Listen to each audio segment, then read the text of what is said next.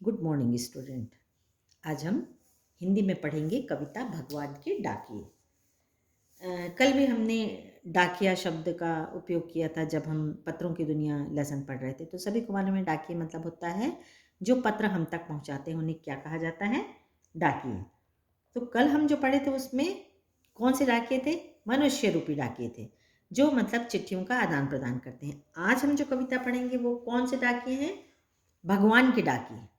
भगवान ने जिन व्यक्तियों को डाकिए के रूप में भेजा है। और ये कविता के कवि हैं रामधारी सिंह दिनकर। रामधारी सिंह दिनकर को पद्म भूषण पुरस्कार से पुरस्कृत किया गया है। चलिए पढ़ते हैं हम ये कविता। पक्षी और बादल ये भगवान के डाकिए हैं, जो एक महादेश से दूसरे महादेश को जाते हैं। हम तो समझ नहीं पाते हैं, मगर उनकी लाई चिट्ठियाँ पेड़ पौधे पानी और पहाड़ मांझते हैं।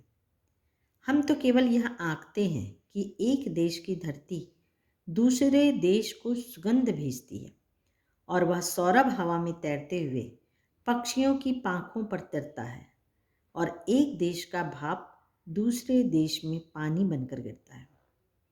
पक्षी और बादल भगवान के डाकिए किस रूप में कवि देख रहा है? कौन कौन है? पक्षी और बादल, जो एक महादेश से दूसरे महादेश में जाते हैं। सभी को मालूम है कि जो बादल होते हैं वो उड़ते उड़ते एक देश से दूसरे देश तक चले जाते हैं। उसी तरीके से पक्षियों का सीमा कोई निश्चित नहीं होती है, उड़ते उड़ते एक देश से दूसरे देश चले जाते हैं। आपने पहले भी पढ़ा है कि पक्षी माइग्रेट करते हैं, बर्ड्स माइग्रेट करते हैं। जब किसी देश में बहुत ज़्यादा गर्मी होती है तो वो ऐसे दूसरे देश में चले जाते हैं जहाँ ठंड का समय रहता है, और जिस देश में बहुत ज़्यादा ठंड पड़ती है तो वो पक्षी उड़कर ऐसे देशों में चले जाते हैं जहाँ गर्मी रहती है। वो अपने एडॉप्टेशन के लिए, अपने शरीर को बचाने के लिए ऐसा करते हैं।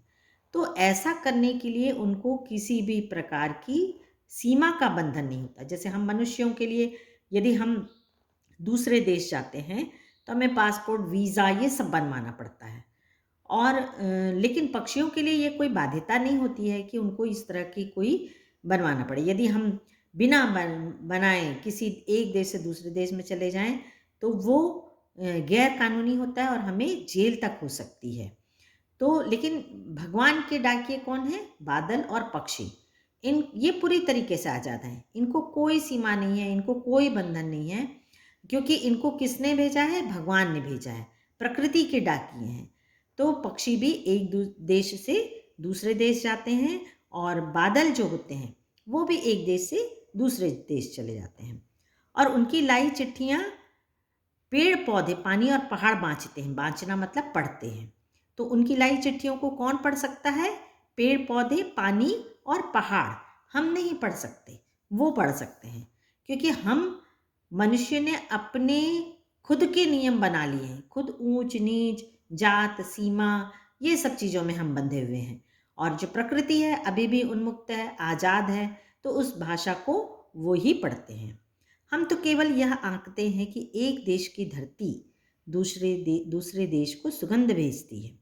तो हम तो कल ये मतलब इन चीज़ों से ये समझ सकते हैं कि एक देश की धरती दूसरे देश को सुगंध भेजती है। कहने का मतलब है सुगंध तो अब इतनी दूर से नहीं जा सकती है एक जगह से दूसरी जगह। कहने का तात्पर्य कवि का ये है कि प्रेम और सद्भावना, ये जो पक्षी और बादल हैं, ये क्या संदेश देते हैं? कवि ने क्या कहने का प्रयास किया है कि हमें प्रेम और सद्भावना का संदेश भेजते हैं। सुगंध का अर्थ है संदेश। और यह सौरभ, सौरभ मतलब होता है पराग कण जो होती है, सुगंध होती है, वो हवा में तैरते तैरते, इसकी जो सुगंध है, सौरभ का अर्थ होता है सुगंध, और इसकी जो सुगंध है हवा में तैरते हुए पक्षियों की पंखों पर तिरता है, मतलब पक्षियों के पंखों तक पहुंच जाता है, और एक देश का भाप दूसरे देश में पानी बनकर गिरता है। सभी को मालूम है कि जो पानी बरसता है, वर्षा होती है, वो किसके द्वारा होती है? जब समुद्र का पानी बहुत गर्म हो जाता है, वो भाप बनकर ऊपर चले जाता है, और ठंडा होने के बाद वही वर्षा के रूप में गिरता है। तो समुद्र तो अथाह है, एक देश से दूसरे देश तक फैला हुआ है, तो उसकी कोई सीमा नहीं है। तो जो वर्षा होती है वो एक देश का जो पानी है वो भाप बनकर उड़ता है और वर्षा के रूप में दूसरे देश में जाता है।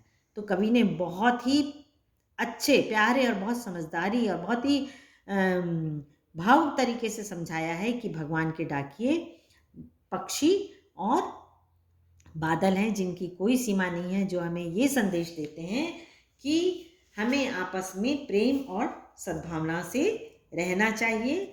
और ये डाके मानव निर्मित सीमा का बंधन तोड़ते हुए एक देश से दूसरे देश में जाते हैं और उनकी लाई चिट्ठियों को पढ़ते हैं और सुनाते हैं। तो हमें भी उनसे एक सीख लेनी चाहिए कि हमें आपसी भेदभाव और वैमनस्य मिटाकर उनकी तरह आपस में प्रेम और सद्भाव बनाए रखना चाहिए। Thank you.